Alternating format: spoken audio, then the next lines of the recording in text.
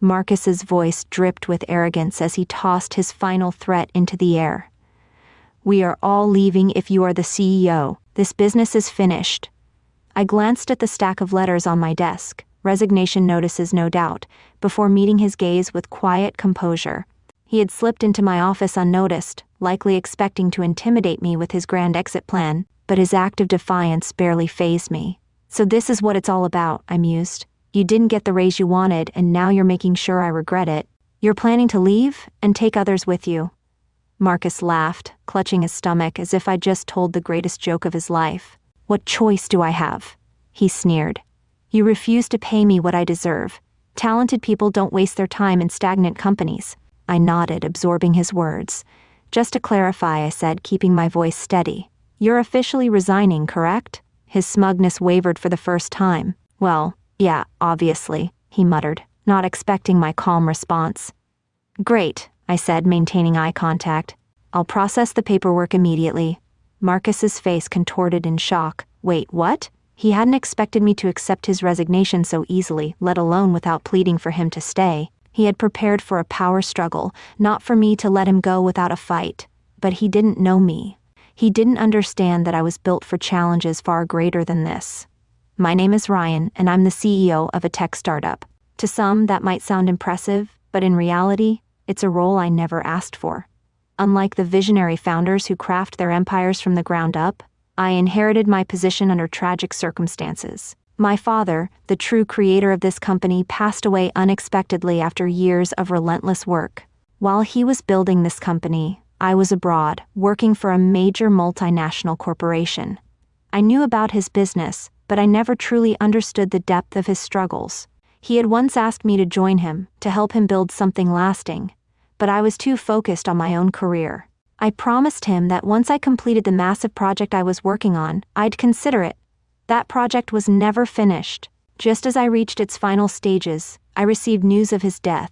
With little hesitation, I walked away from my corporate job and returned home, taking over the company he had poured his soul into, not because I felt ready, and certainly not because I wanted to, but because I knew that if I didn't, his dream, the legacy he sacrificed everything for, would disappear.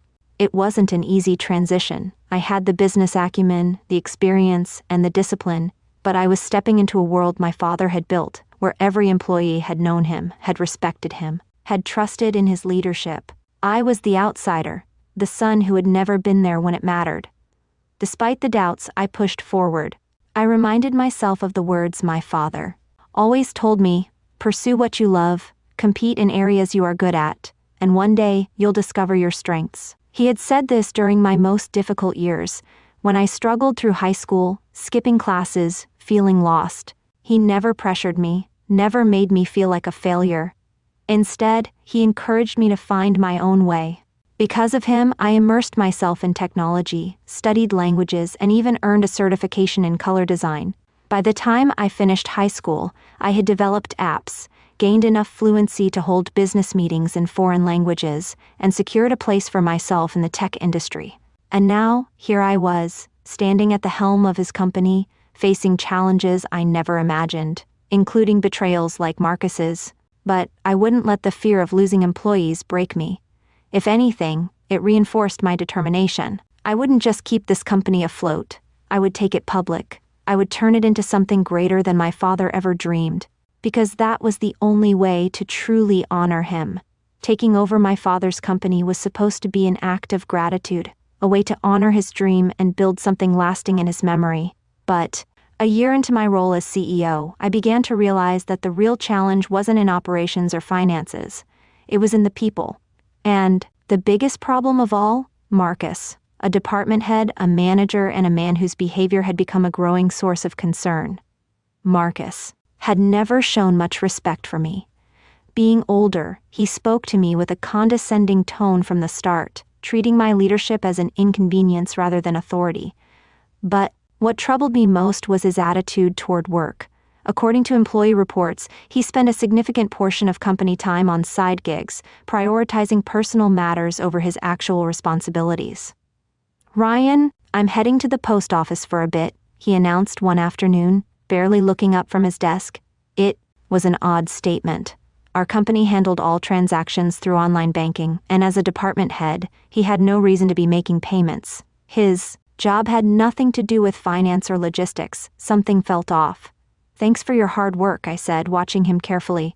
"By the way, what do you need to do at the post office?" Marcus barely hid his annoyance. "Come on, there's nothing strange about going to the post office during work hours. I need to make a payment. It's due today." I glanced at the large package he grabbed on his way out.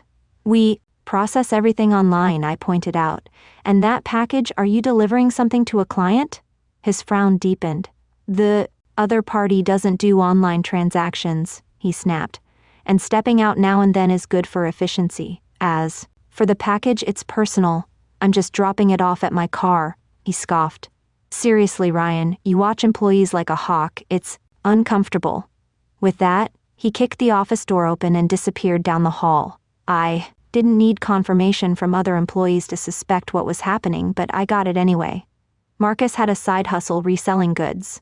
While our company didn't prohibit second jobs, we had a simple rule: personal business had to be done outside of working hours. And yet, here he was, slipping out during company time, likely using resources meant for employees to fuel his own ventures.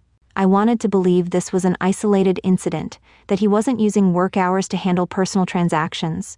But the reports kept coming. Lena, our accountant, approached me one day with a concerned expression. "Ryan, I need your advice," she said hesitantly. "It's about Marcus." That wasn't surprising. I had already noticed irregularities with employee dues. Our office stocked coffee and snacks for employees, funded by monthly contributions, but something was off. The coffee beans were being used up at twice the normal rate, and entire boxes of snacks were vanishing overnight. Once, after restocking with my own money, everything disappeared within a single day. I had put up a notice asking employees to be mindful, but nothing changed. Now, standing in front of me, Lena confirmed my suspicions. "There are unexplained withdrawals from the department's petty cash," she explained. "And every time I try to bring it up, Marcus dismisses it. He says he's handling discretionary purchases for the team, but there are no receipts. And lately, he's been requesting reimbursements for office supplies that were never ordered." The pattern was becoming clear. Marcus wasn't just bending company rules, he was exploiting them. He wasn't just sneaking off to run his side business, he was draining company resources for personal gain. This wasn't just a case of an entitled employee taking advantage of a lenient policy. It was a direct betrayal of the company my father had built. Marcus thought I wouldn't notice. He was wrong, and soon he was going to find out just how much of a mistake that was. Marcus had always been a problem, but now it was clear he wasn't just an inconvenience, he was a liability. When Lena came to me, her usually composed demeanor clouded with unease, I knew something was seriously wrong. His expense reports were riddled with personal charges, lavish dinners, private drinking parties, even family outings, all disguised as company expenses. "Can you do something about it?" she asked, her voice edged with frustration. Lena was one of the most capable employees in the company, a rare combination of legal and financial expertise. She had fought her way through adversity, proving herself after years of being underestimated. But Marcus, blind to anything beyond his own arrogance, had mocked her on multiple occasions. I had reprimanded him before, but his responses were always the same, condescending and dismissive, as if he were doing her a favor by not being harsher.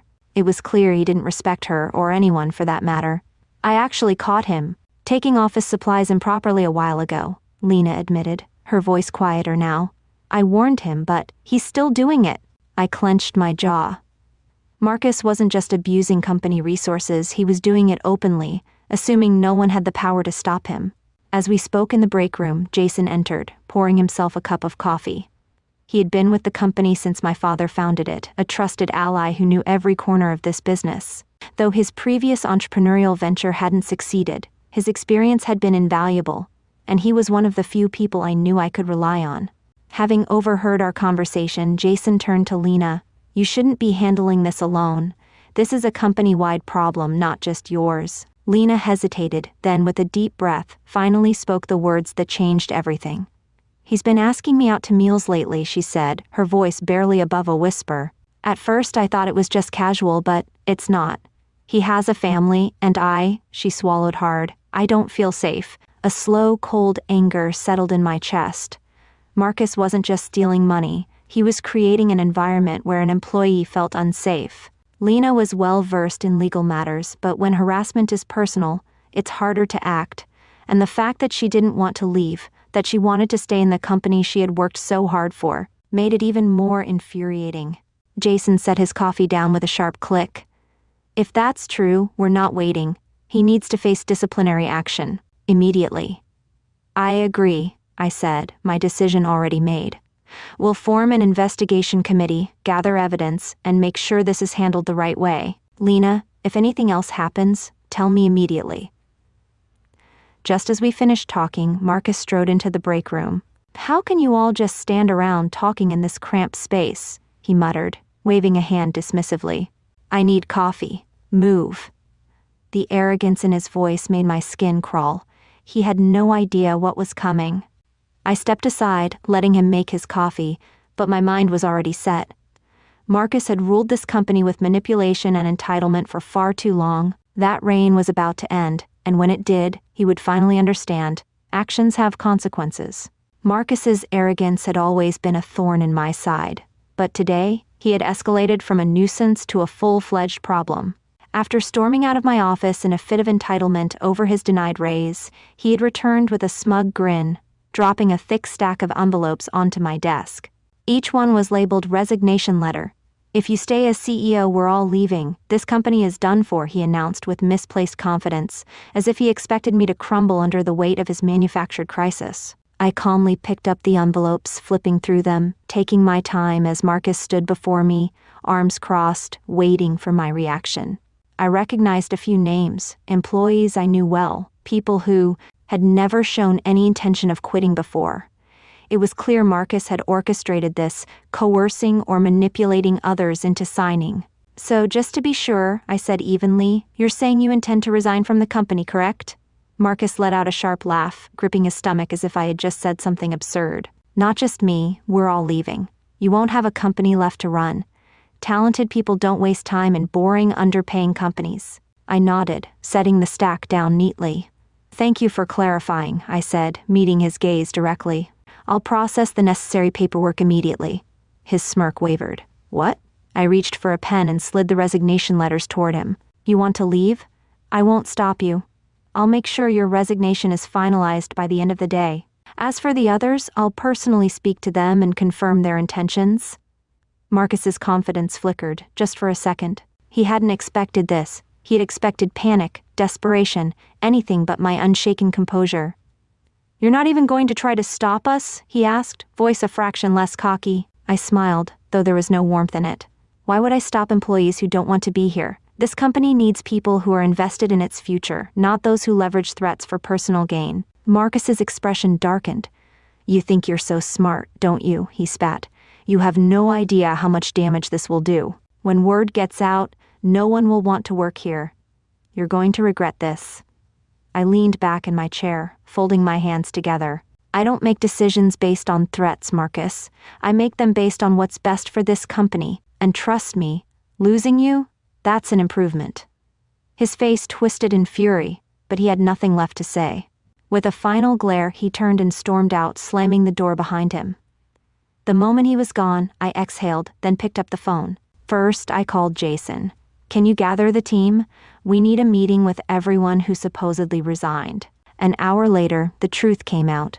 Of the 30 resignation letters Marcus had so proudly delivered, only 5 had actually been written voluntarily. The rest had been coerced, with Marcus pressuring employees into signing under the pretense that they had to follow his lead or risk professional fallout. One by one, employees confirmed they had no intention of quitting.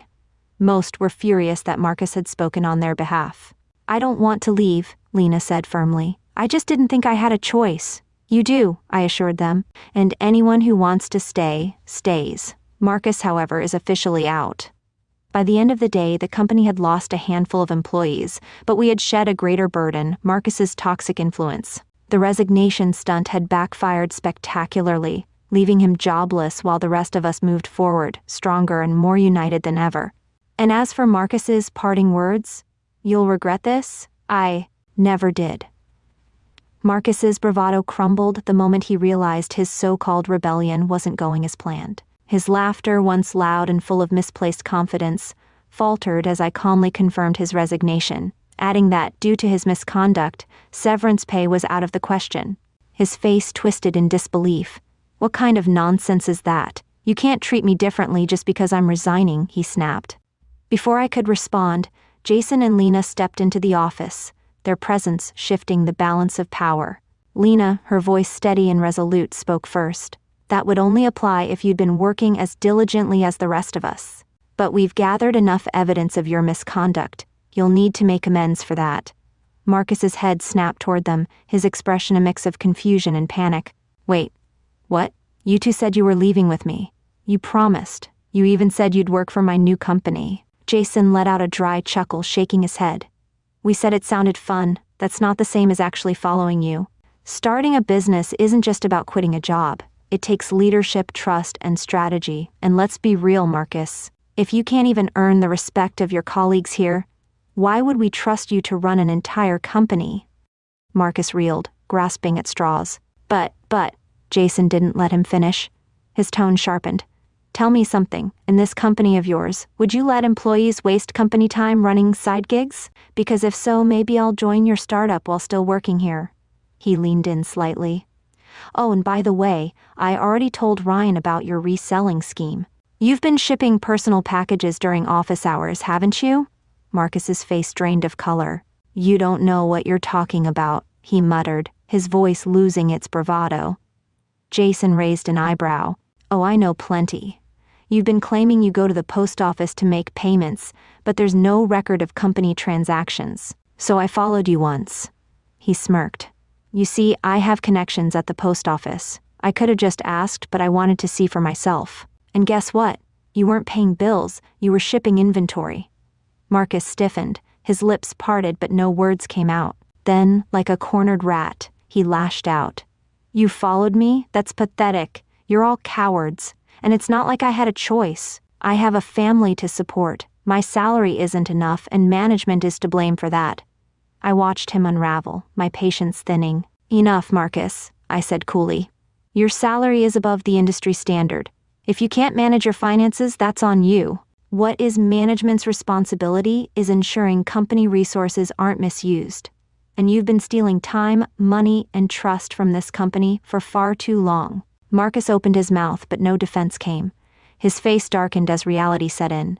He had overplayed his hand, and now he had nothing left. I picked up the stack of resignation letters. "I'll be speaking to every employee who signed one of these," I said, locking eyes with him. "If anyone truly wants to leave, they're free to go. But they'll be making their decisions without your coercion." I tossed the stack onto the desk between us. "As for you, consider this your final day. Security will escort you out." Marcus's hands clenched into fists, his body trembling with rage, but he said nothing. He knew he had lost. Without another word, he turned and stormed out, slamming the door behind him. A heavy silence settled over the room. Then Lena exhaled, looking relieved. Jason smirked. "Well, that was satisfying," he muttered. I glanced at the resignation letters. "Let's start making calls," I said. "It's time to clean house." By the end of the day, nearly all the employees who had supposedly resigned confirmed they had no intention of leaving. Marcus had pressured them into signing, hoping to stage a mass walkout and force my hand, but his plan had failed spectacularly. In the end, he walked away with nothing, no team, no startup, no severance, just the bitter realization that the very people he thought were under his influence had never truly followed him. And as for me, I had shed the company of dead weight, strengthened my team's loyalty, and sent a clear message: this business would not be run by intimidation or entitlement.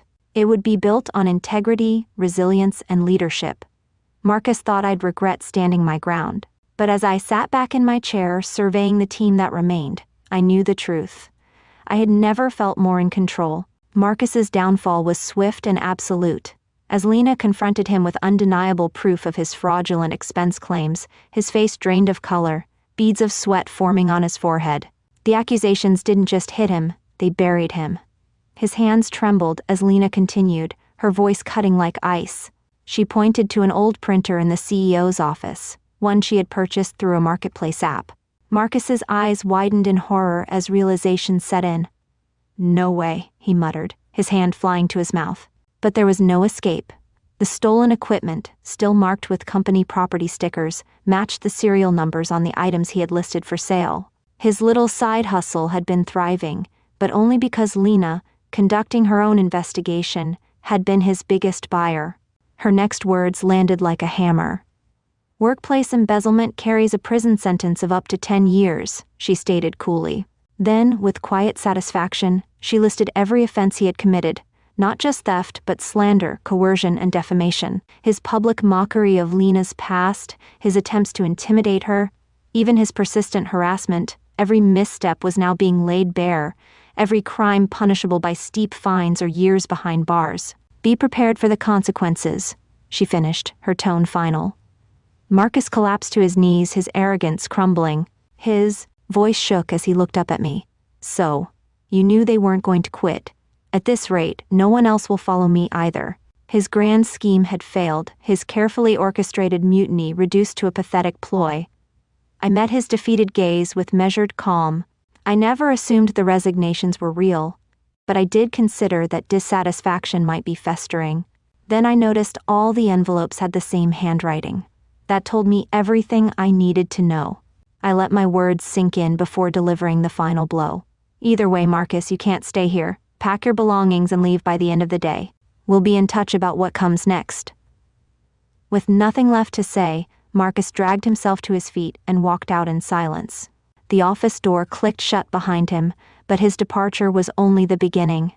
As the investigation unfolded, the extent of his corruption came to light. The worst of his crimes was the illegal sale of customer data, a blatant violation of privacy laws.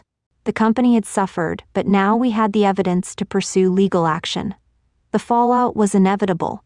His reselling scheme had collapsed overnight. Once Lena stopped buying, his income source vanished. He was forced to sell his newly built house, relocating to a cramped apartment alone and disgraced. Even his family had turned their backs on him. But as for me, I had no time to dwell on Marcus's fate. My focus was on the company, on growth, on strengthening the team that remained loyal, on creating a future that had no room for corruption or greed.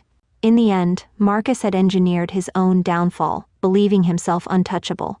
But the company he tried to tear down stood stronger than ever, and I, the leader he had underestimated, had emerged victorious, not through revenge but through justice.